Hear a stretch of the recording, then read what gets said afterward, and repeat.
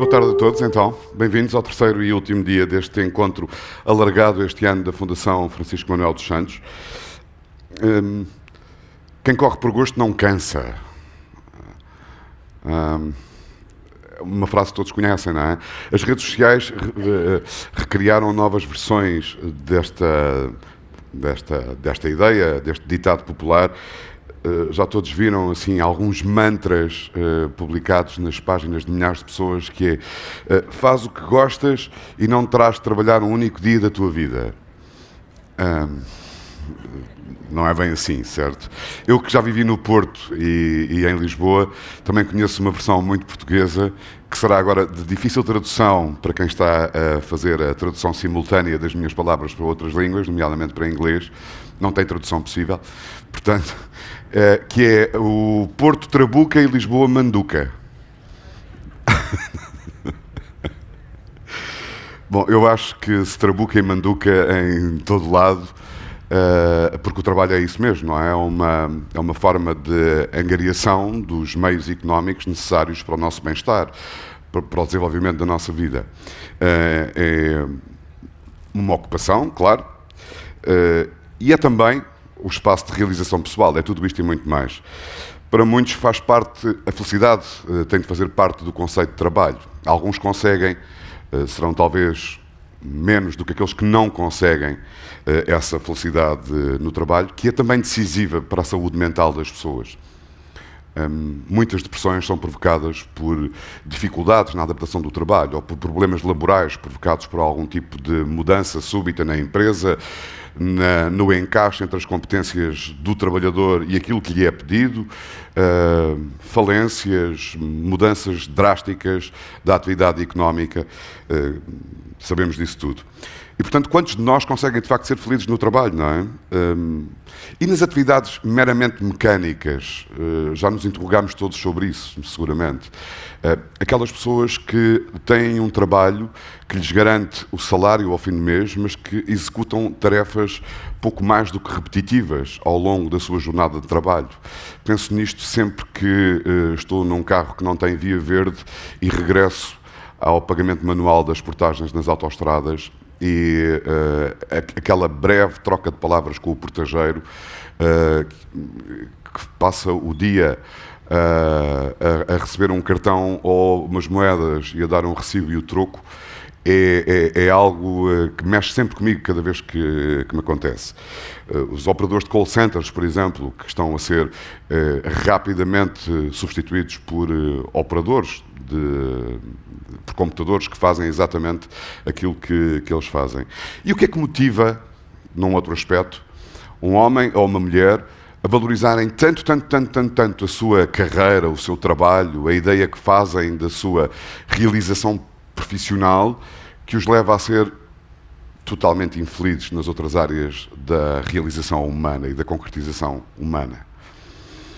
E quão indispensável é o salário se tivermos um trabalho de sonho? Precisamos mesmo de ganhar muito? Ou precisamos, se fizermos aquilo que amamos, que nos apaixona? E quanto dinheiro é que se deve gastar? Como é que ele se paga para as pessoas que não têm esta felicidade? Deveremos ignorá-las? O Estado deve contribuir? Como? De que forma? Em que proporção? A nossa próxima convidada está habituada a todas estas questões. Ela estuda-as, economia laboral, demografia e saúde, neste contexto relacionado, nos Estados Unidos, numa perspectiva a longo prazo de história económica. É professora de economia e investigadora no Centro de Estudos da População da Universidade do Michigan. Miss Martha Bailey, the stage is yours. Please welcome.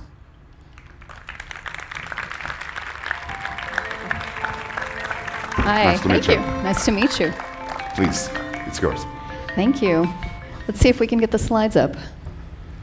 So good afternoon, everyone. What a wonderful turnout and a wonderful day. And I can't be more excited to be in Lisbon. And I'm really grateful to the organizers for inviting me and for the foundation for hosting me. So I'm an economic historian, labor economist, demographer at the University of Michigan. And one of the things you might be wondering is what someone like me, who often looks to the past, has to tell you about the future of work. So that's going to be the focus of the talk today. I'm going to be speaking about investing in the next generation. And some of the lessons I'd like to talk to you about come from an era in US history called the War on Poverty from the 1960s.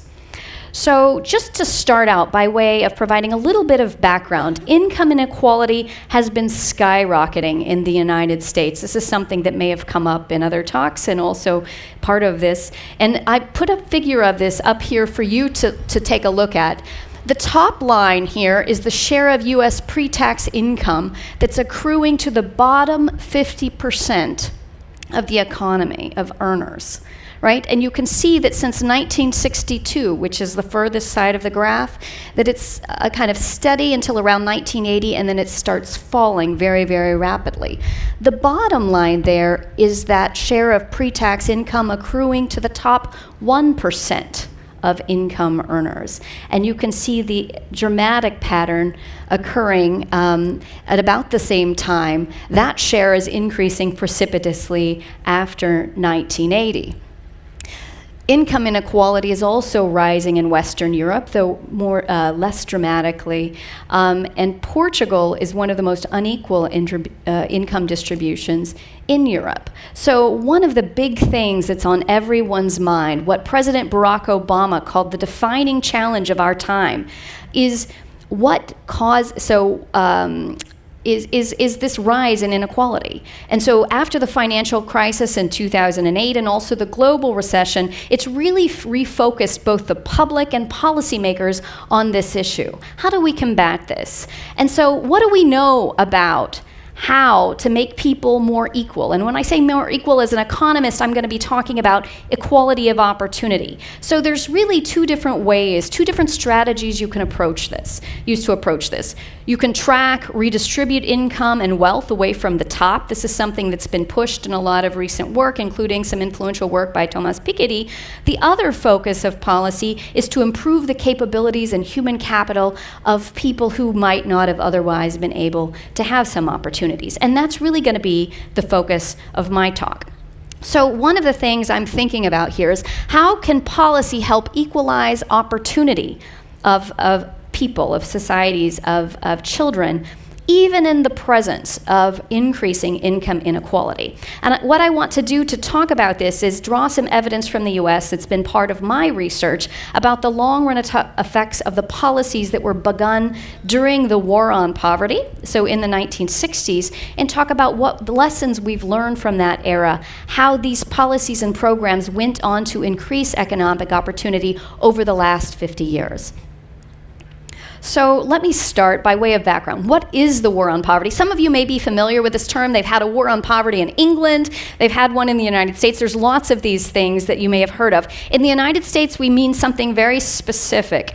After John F. Kennedy was assassinated in November of 1963, his vice president, Lyndon Johnson, had just 6 weeks to prepare a State of the Union address.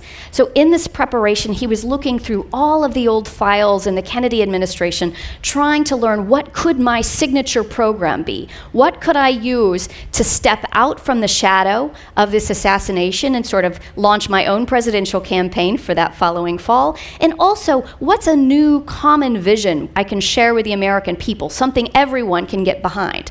The vision he chose was this war on poverty. And he announced this vision in January of 1964. He declared an unconditional war on poverty. Now, he went on later that year to win the 1964 election in a landslide. It was the most liberal Congress since the New Deal, and then the aftermath, actually leading up to that election and also in the aftermath of that election, they went on to pass almost all of the social legislation you've heard of in the United States, except what was passed during the New Deal. So what was in Johnson's declaration of the war on poverty? Let me just tell you what he talks about, kind of by way of motivation. He says, many Americans live on the outskirts of hope, some because of their poverty, some because of the color of their skin. Remember, he's speaking in the 1960s in the midst of civil rights and a lot of people marching for equality along racial lines too. Some because of their color and all too many because of both. And so our task, he sets out to the American people, his administration's task, is to help replace their despair with opportunity. Now he goes on to say a few things. He declares his unconditional war. He's talking about opportunity here, and he's also talking that this is not going to be a short or easy struggle. So he recognizes this from the outset. There's no single weapon or strategy, but we won't rest until the war is won. So this is his big kind of battle call. We cannot afford to lose it.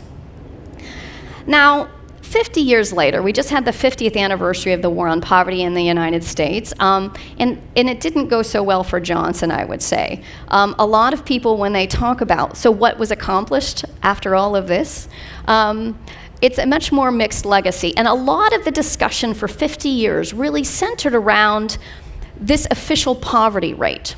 So what I'm plotting here is the official poverty rate in the United States from roughly, this is income poverty, and it's an absolute standard, not a relative standard like it's used in a lot of other countries, between 1947 and 2010. One of the things you see here is before the war on poverty was declared, which is that blue line, poverty rates in the United States were falling very rapidly. This is because the era between World War II and around the 1960s, 1970 was an era where growth, economic growth, was shared by everyone, even people at the bottom of the income distribution. And after the war on poverty, I guess this laser doesn't work here. You can see it continues to fall, and then it really levels off. And you can see some business cycle effects in their recessions and booms. It kind of wiggles around a little bit, and right now we're in more of a boom, so the poverty rate is just under 13%. But it really hasn't changed too much since the early 1970s. We've just been hovering there. So one of the things that's happened is by the time we get to the early 1980s, people are really discussing this legacy. And what came up at the 50th anniversary of the war on poverty, where sort of people have lined up on two sides of the aisle about whether or not these programs were successful. On the right, more conservative politicians said, across the board, the war on poverty failed. We have spent trillions and trillions of dollars on these programs, and they have let us down. And Paul Ryan, who's a very popular politician in the U.S. and the majority leader in the House, argued that the U.S. needs to rethink its federal spending and its entire strategy towards poverty. Now, on the other side, the left has been arguing for decades that that's not quite right. Why? They say that there have been countervailing social and demographic forces, rising incarceration rates, a big rise in single head of household. And without all of these programs, poverty rates would be substantially higher today than we see. They invoke several other things. One is that changes in the U.S. economy, for reasons unrelated, they claim, to the war on poverty. I think this is also a point of political contention. That growth stopped benefiting the lower parts of the income distribution. All of the growth, that 1% I showed you at the beginning, that started going just to the rich. And so the rich got a lot richer, and the economy really stagnated for everyone else. And so they say you can't blame the war on poverty for that. And finally, and I think what was a bit of a political miscalculation on the part of Lyndon Johnson is that the official poverty measure that they adopted failed to take into account a lot of the transfer programs that they were giving to people because it's not counted in income. So if you go back and revise these official statistics to account for those transfer programs, in fact, the poverty rates would have been much higher in the absence of these programs, which is what a lot of discussion about the new supplemental poverty measure has been about. So what's the counter argument to this? Because it's not an open and shut case. Again, on the right, the contention is that rising incarceration rates, the increase in single-headed households are changes in choices. Choices to take advantage of education, changes to invest, due to public insurance. So it's the fault of these programs that these other things are happening. And this means the poor are falling behind. So the implicit, in many cases, and explicit argument is that poverty rates would have been lower today if the war on poverty hadn't screwed everything up. So what's the political legacy here? I will say anti-poverty policy has become extremely divisive in American politics. We don't talk about poverty anymore, we talk about inequality. We talk about a lot of other things. Anything associated with the war on poverty has become this kind of political boogeyman. But the unfortunate thing is a lot of these anti-poverty policies include things like health care, insurance, education programs, safety nets, and transfer programs, a lot of the things that we use to invest in the next generation. So one of the new things that's going on right now in economics, and we have the benefit of 50 years of hindsight, is that we can think about what drove which of these alternative theories of the world is right, or maybe a little bit of both.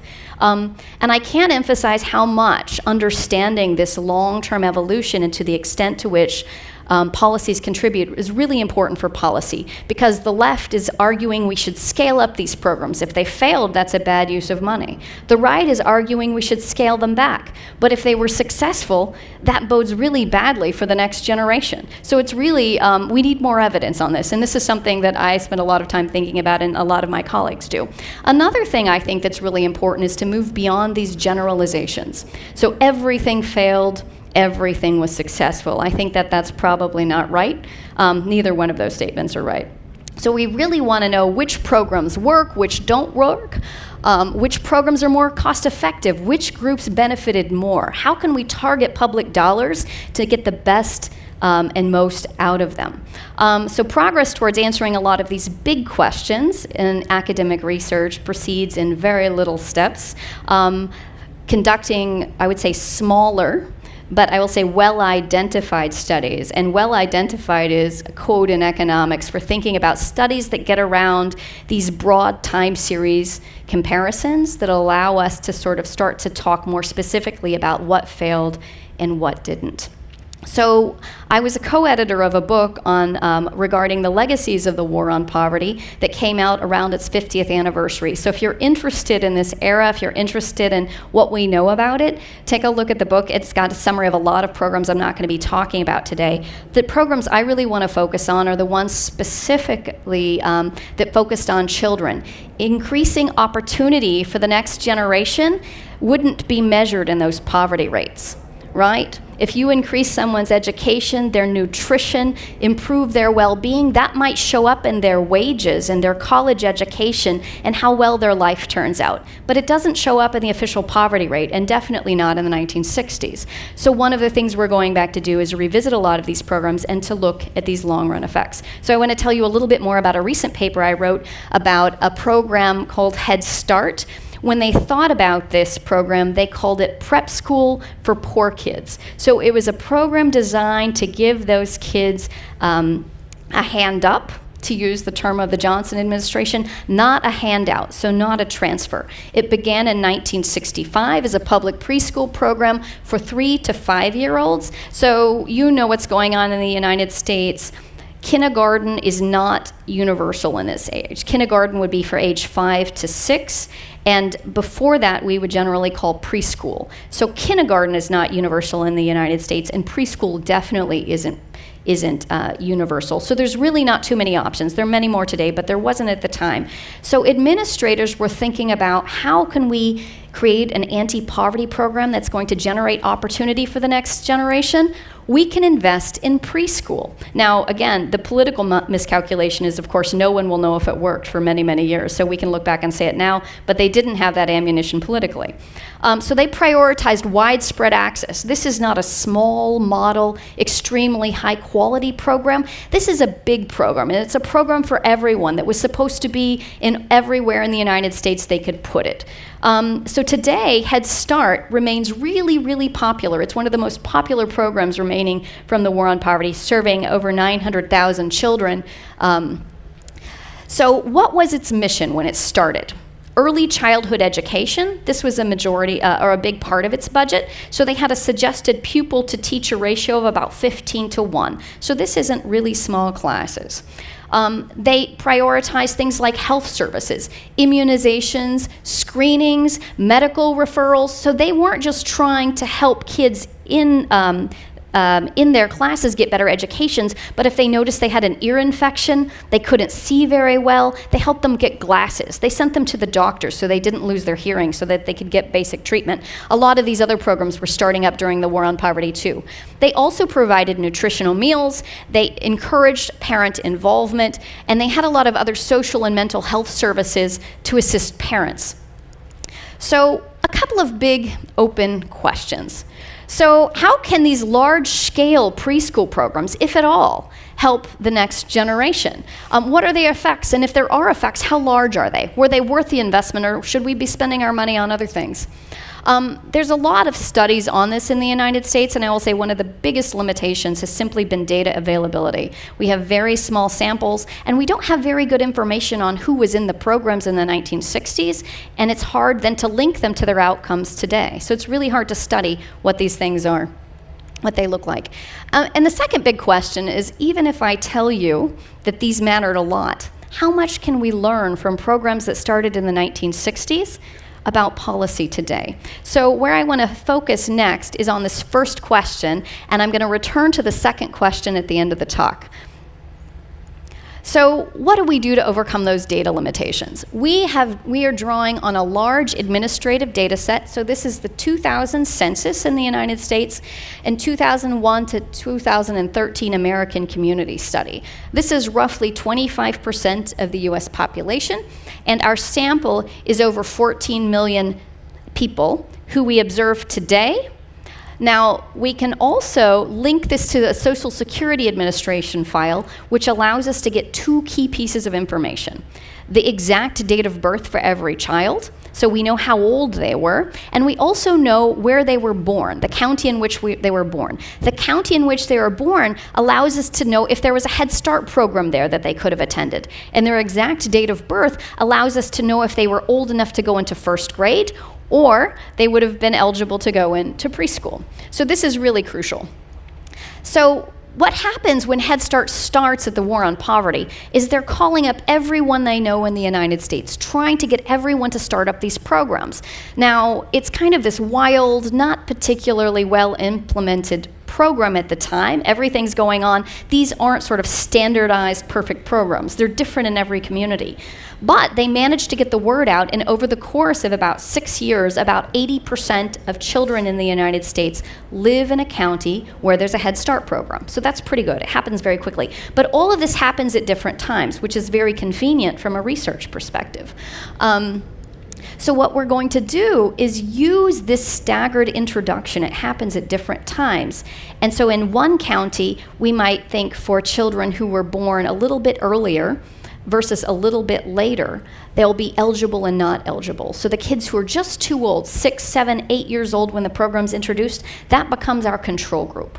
And for the children who are younger, 3, 4, 5, those are the kids who would have potentially had access. So we can compare children born in the same county, just a little bit older and younger. And we can do this for different cohorts all over the United States. There's 3,000 counties in the United States. There are not Head Start programs in all of them, but there's Head Start programs in about half of them. So what we're going to do is we're going to look for a change. If this is getting a little technical, I'm going to try to walk you through it. We're going to look for a change in the relationship in the things we observe about these people now. So their human capital, their livelihood, their health, all of these different dimensions of what it means to be a successful adult. We're going to look at all of those outcomes now, and we're going to trace it to, were you old enough to be, were you just too old to be in that Head Start program? Those are the people on this side of that kink, 7 to 15 years old, versus the kids who would have been young enough to benefit. And what we're looking for is a change in the relationship of whatever outcome we're looking at, college attendance, professional degree, being in poverty as an adult, to see how that links up. And let me show you what the results look like. So one of the surprising things that came out of this, and I should just rewind a little bit. A lot of the model preschool programs, these are high quality programs, but for very disadvantaged kids, find big effects of preschool on high school graduation. But they haven't really found too much on college or other outcomes. Now, Head Start is not for extremely disadvantaged kids. It's for all sorts of kids. They tended to be poor, but they were racially diverse. They weren't necessarily low IQ, which was a requirement for getting into some of the other programs. And so here we're looking at a broad swath of Americans. One of the things we see is that exactly at that point where you would expect children to be age eligible, you see a kink in that relationship. So children that had access to Head Start in their county when they were the right ages are more likely to go to college, about 20% more likely to go to college. That's a very big effect. Professional degree or more. So access to Head Start not only increased the share going to college, it increased completion, and it also increased the number of professional degrees people went on to attend. You see the same sort of kink. This amounts to roughly a 50% increase over the control mean. Again, this is a pretty enormous effect, and it surprised us as well when we saw it, because we've been looking at all of these other small-scale preschool programs. So just to put this in perspective, there have been a number of other studies that have tried to look at this, and what you'll see, those bars tell you about the uncertainty of the estimate. So those are confidence intervals. So we have estimates, but there's just a lot of uncertainty, largely owing to those data limitations I told you about before. This is what our paper is able to find. So we have a very precise effect. So we're very sure that the estimate lies somewhere in that smaller confidence interval. So I told you about those model preschool programs. This is 1/5 to 1/4 the size of the effects for those high quality programs, which is expected because this program didn't spend nearly as much money on those children. It wasn't nearly as well funded as some of them. It was a lot less intensive. So these effects look reasonable, and they're also pretty large. The other thing I want to come back to, we were talking about how Head Start was supposed to increase economic opportunity. It was supposed to benefit children, not just in terms of their education, but in terms of their livelihoods, their well-being as adults. So one of the first things we looked at was, does it reduce adult poverty? So if you had access to Head Start, their goal was to reduce adult poverty. Do we see reductions in poverty? And in fact, we do. It's roughly a 12% increase for participating children over the control mean. Here's another thing that's really interesting, and we don't have very good measures of this using administrative data, so this is using self-reports. One of the things that happens when everyone does better, kids get more education, they're more able to support themselves, is that they're less likely to rely on public insurance programs, public assistance. So we look to see if you participated in the Head Start program, if you were likely to participate based on where you lived and your age, were you less likely to use these other public transfers programs? And the answer there is also a definitive yes. It's roughly a 30% decrease relative to the control mean. So let me give you kind of an overview of a lot of the results. I won't show you in figure form. The nice thing about the figures is you can tell I'm not hiding behind a lot of statistics. I'm showing you all of my data. You can see the relationships there, and you can judge for yourself, is this compelling or not. But we do a lot more analysis in the paper. We find overall we create an index of human capital that's not just about college or professional degree, but takes into account a lot of different information. And we find that this index increased by about 10% of a standard deviation, and a measure of economic self-sufficiency increases by about 4% of a standard deviation. Now, the human capital increases are driven by roughly a third of a year of education increase. We see small increases in high school education, but much larger percent increases in terms of some college and college completion. In terms of self-sufficiency, we see that decrease of 12% in adult poverty and a decrease in the receipt of public program income. So what this means is if you spent money in the 1960s, you're saving money now on a lot of these public programs, right? So this becomes very important in thinking through the cost-benefit analysis for these programs. So there's slightly different effects, and why the overall effect for self-sufficiency looks different than it does for some of the components. So for men, we see a substantial rise in work, both employment at all, and the number of hours and weeks worked. And we see a decrease in those poverty rates. One of the things we think that's happening is that men are moving sort of from the margin of being disabled and being just out of the labor force into the labor force. So we're saving money on that disability, and then their tax revenues being generated by that their paid work. For women, the story is a little bit different.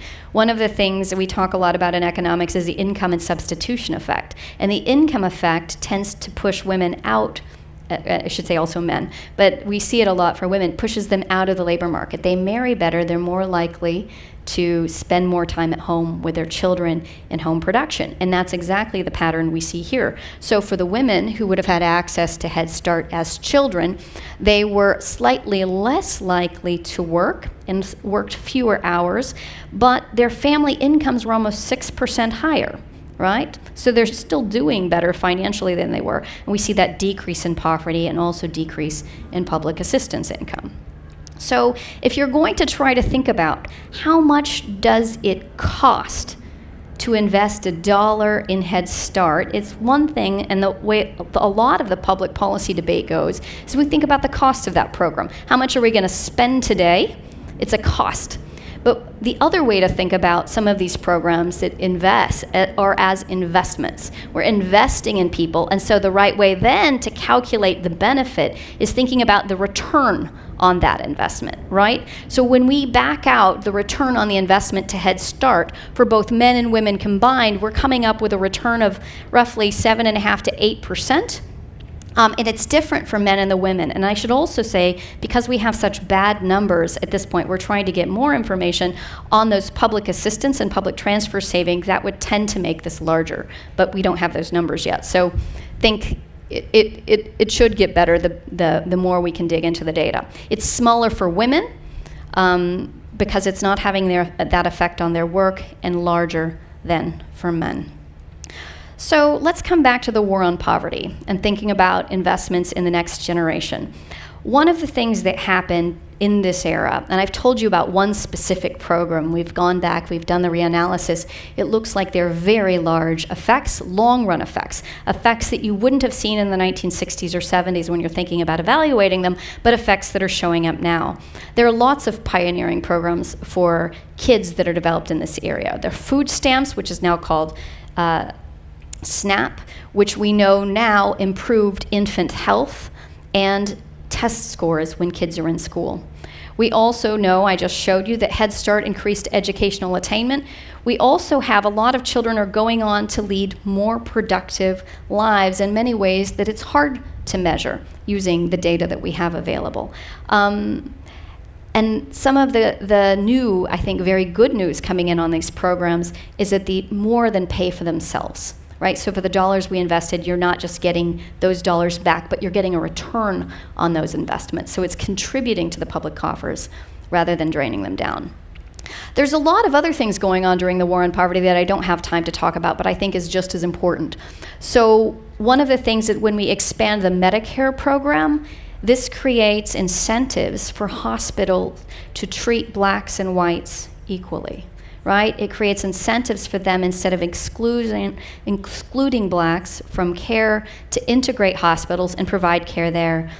There's also reductions in infant mortality among African Americans that come after that, and the health effects we see look like they not only went onto the health side, but they also went on to show up in the test scores of the kids that benefited from this era. So there's all sorts of very exciting things, and I think that research is only starting to investigate many of them. There's tons of synergies. So hospital and school integration is happening in the background. How do these things complement one another? Because it's not as if one program just operates in isolation and there's no spillovers. If you improve child health, you improve child nutrition, those things interact, and the sum is bigger, right, than the two parts. The same thing can be true of education. So I've talked a little bit about some of the emerging evidence about the unsung successes of the war on poverty. So recent research is highlighting some of the things that worked really, really well. The other big point I want to make is that focusing on the cost, which often happens in the policy debate, how much does it cost? Can we afford this program's cost? neglects that a lot of these expenditures also have returns. We're getting money back that may offset those costs and in some cases may add to public coffers. So quantifying a lot of those returns requires a lot better information, public records, and we often have to wait a very, very long time. So let's come back to that first question I started with, or the second question I started with. So fighting the war on poverty today, when we're thinking about things to do for children now, thinking about investments now, in the United States, we still pay for a lot of these programs, and we've scaled many of them up. We've cut back others. We have pretty limited evidence on how well many of them work, how well they work in concert. So what I would say is we have a very incomplete accounting of the cost and benefits of a variety of these programs. I should also say that I don't mean to stand here and claim that every single war on poverty program worked. They didn't. Some of them were terrible. Medicare's design, even while it provided public health insurance in the United States for those 65 and older, encouraged the increase of medical expenditures in the United States, which all of you have seen, right? So child poverty has barely fallen, income poverty, despite the fact that many of these things happened. And I will also say that the costs of these programs, so when they had planned for this at the beginning, they had no idea how some of these costs would grow and grow and grow. So they've exceeded all expectations. But I do want to conclude with what I think is a very optimistic message. So when they started the war on poverty, these were a bunch of academics, sociologists, economists sitting around a room, policymakers saying, what can we do to make the world a better place? They didn't really know. They didn't have a lot of evidence, and so they tried a lot of things. Some of them were great ideas, some of them were terrible ideas, but the sum here is, and one of the things you learn from the Head Start thing is even a program that was not designed with all of the modern wisdom of the educators, with all of the new evidence we have on policy, went on to do a lot of good for the kids that were able to participate in it. So today there are many differences.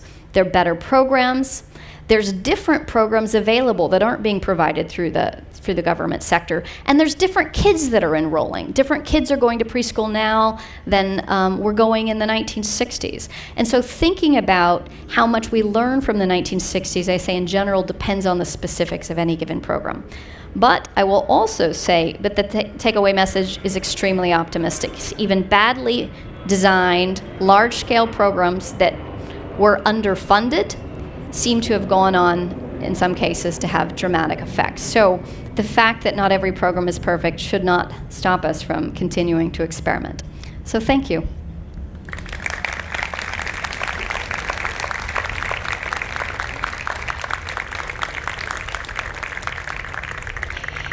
It looks like I have a little bit of extra time, so this is where I get the cube. And I was instructed about how this works. I just throw it, so I'm going to try to throw this. Ready? Oh, yay. So it was striking the difference between men and women on the return on the investment, the 4 and the 11%. I'm concerned if you go to a politician and you show this, they're going to say, oh, okay, let's invest on the boys. So that there has to be something about the social environment that should give, in my view, equal opportunity for girls and boys to study and to work if they choose to. I share your pessimism about the politicians, right? So, I don't know if everyone heard. She said there's differences in what look like the effects between boys and girls, and I think the concern is when you put this out there in the public space, that a politician says, oh, great, we'll just pay for the boys and forget about the girls. I don't think that's what the results mean. I think one of the things you see is that women and men have different adjustments in terms of their labor market participation, and that shows up in the cost benefits. But I think another part of that is hard to value, and it's always undervalued in our economic accounting, is the value of women's work that they invest in their homes, right? It doesn't show up on the accounts, you don't see it, But it would be a mistake to call this unproductive, right? They're investing in their house, they're making their husbands more productive. If they're doing that type of thing, they're also making their kids more productive. So there's lots of ways in which it's difficult to quantify benefits. And so our failure to quantify benefits as researchers should not is not a reason to leave girls out. But it is a reason to think about the way in which these programs benefit people differently and they adjust differently. And we have to think hard about where things can make the most sense. So there's another, now she throws the cube, which is easier. Thank you for the presentation. My question was regarding immigration. How does it affect the immigrants, which is very present in America and now is very hot here in Europe?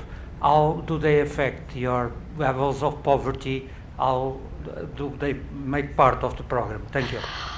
I don't have the poverty rates broken apart by immigration status, but I will tell you, Lyndon Johnson, back when he worked in Texas before he came to the House, worked as a school teacher. And one of the ways he got interested in discrimination and decided to make it part of his life's work was, he said, by seeing a young Mexican child who had been discriminated against, and he said, you just see kind of how terrible he feels about everything, right? It just beats people down. And so this became part of his mission and part of why he wanted to do this. So these are a broad set of programs that didn't exclude immigrants or explicitly include them. But so these types of human capital programs were meant to benefit all. Okay, there's some questions up here. But we are not sure we'll catch. Thank you very much. Well, the first question, I had two questions, a specific and a broad one. The first question was the same.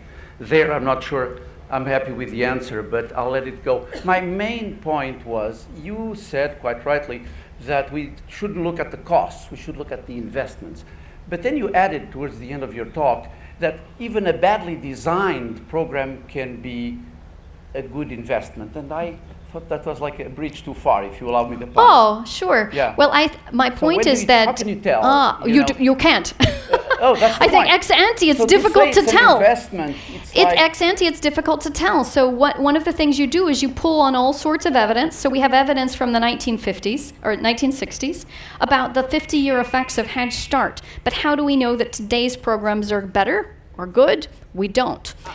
We don't. I do think, because we know that many of them are quite beneficial, we should take some gambles, and I think that we can do a better job than they could do in the 60s, because they had really little to go on. We have a lot more information now, so to the extent that now we are targeting, we've learned a lot about how these work, we know all of these answers, we can make very good decisions. Now, coming back to your point, you didn't like the answer.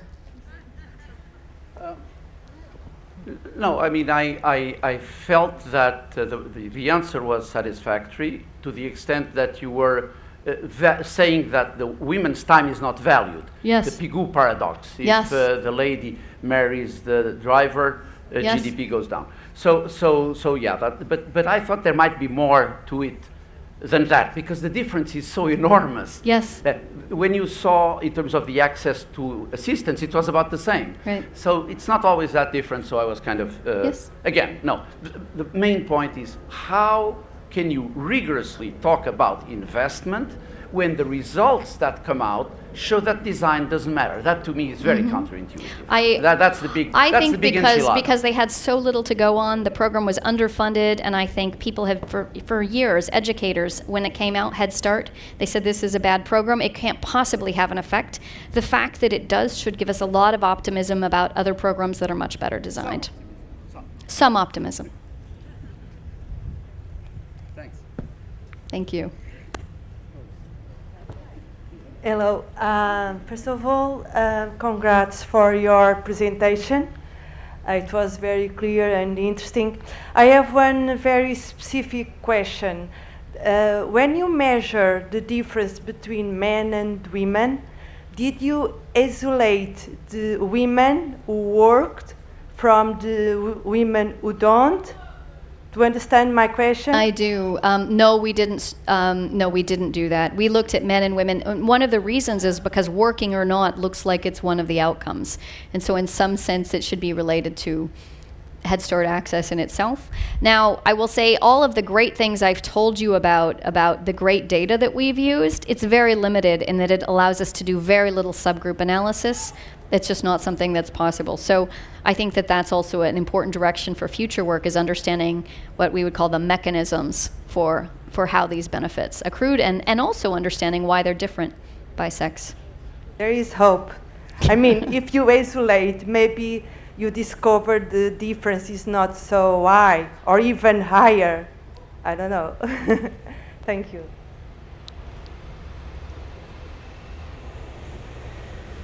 So it looks like I have 1 more minute. I don't know if there's a buzzer that goes off. But so I think this will be the last question. Where's the cue? Ah, Hi, can you hear me? Okay. yes, I can hear you. Thank you very much for your presentation. I actually wanted to ask you something about inequality, and I know that you're focusing on poverty, but specifically you told about how Head Start, if I understood correctly, had a very big sample of people, so not necessarily disadvantaged kids, and so maybe we couldn't see if they were disadvantaged, if the results would be the same as they were. So I wanted to ask you if in fact you believe these kinds of programs can have an effect in moving out of class. Okay, that's a great question. So you're absolutely right. One of the things we don't see in the data today is we don't know your parents' education. We don't know whether or not you were in poverty. We just have these big samples of cohorts. So it's hard to break it down to the kids that we think benefited versus those who don't.